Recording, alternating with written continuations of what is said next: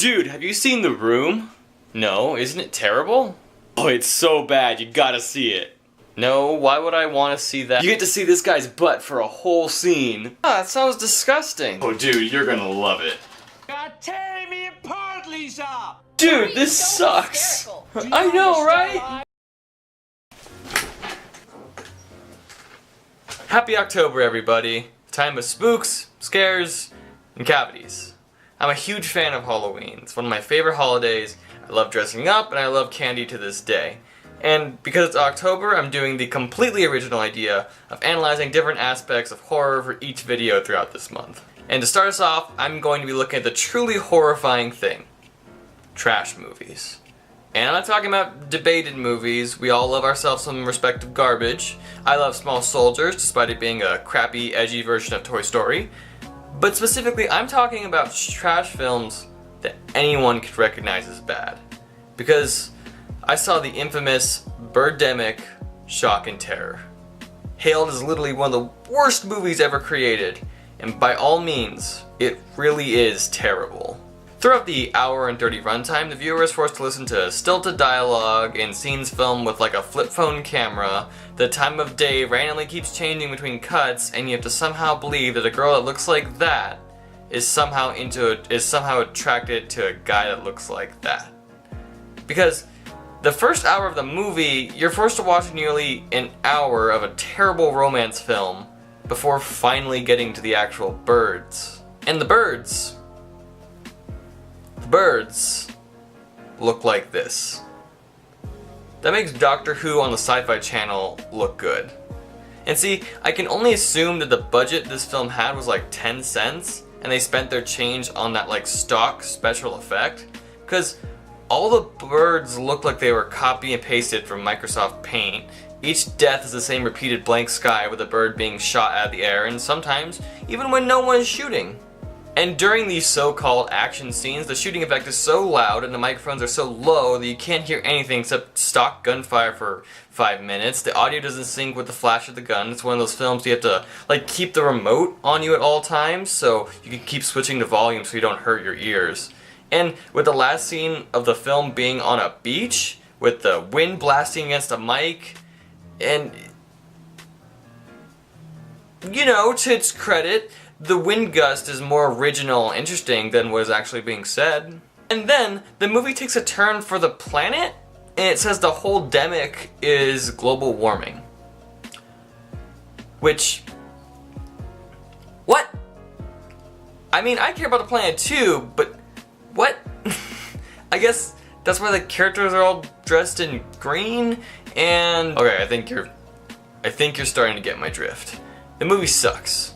It's a bad film, but the weird thing is, it's not a good bad film.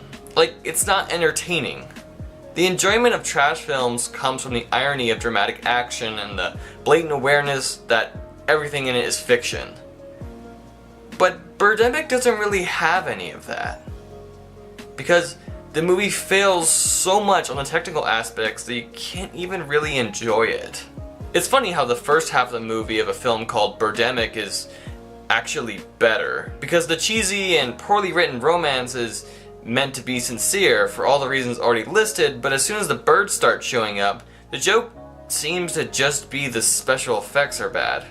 Which yeah, I laughed when they first showed up, but I still had 45 minutes left in the movie, and it seems like that's really the only joke the movie has going for it, is that the technical production itself is bad. The acting is funny when you can actually hear them, but there's so much static that the dialogue, no matter how hilarious, is too quiet. The filming is bad, but it's so bad that the brightness of certain scenes make the screen hard to look at, and it goes on for 15 or so minutes, and it's just the same joke essentially being told over and over and over again. And that's all to say that none of it was even intentional. And I think as a point of comparison, we can compare Birdemic to the other grand worst film of all time, The Room. Because The Room has bad acting, continuity errors, terrible dialogue, etc. It has what people want out of a trash film. And I think because at its core, The Room still follows a logic. The script makes sense because it's just a story of a man figuring out his best friend and fiance are sleeping together. Scenes follow and weave together in their nonsensical form.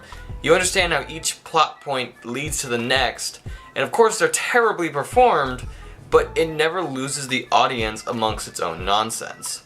The beauty is kind of just in the abstract way Wiseau takes this simple and basic form of it all.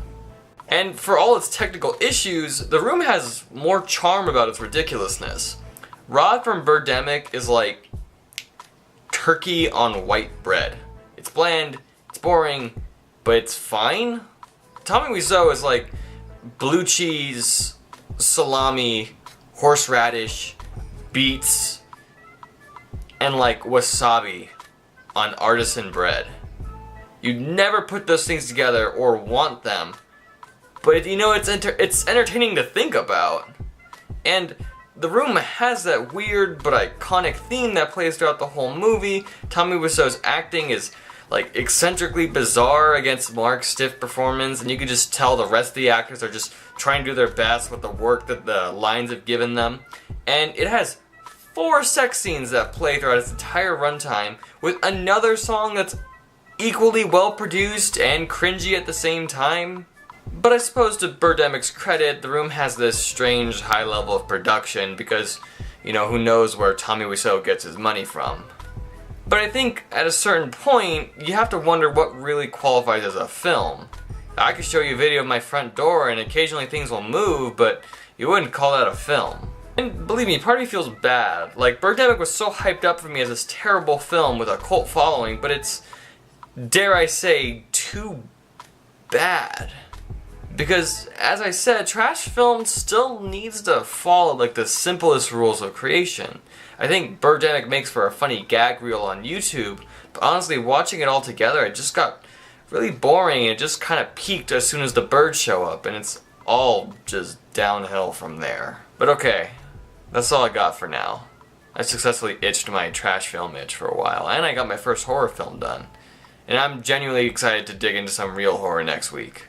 But until then, thank you for sharing this with your friends, and I'll see you all next week. Bye.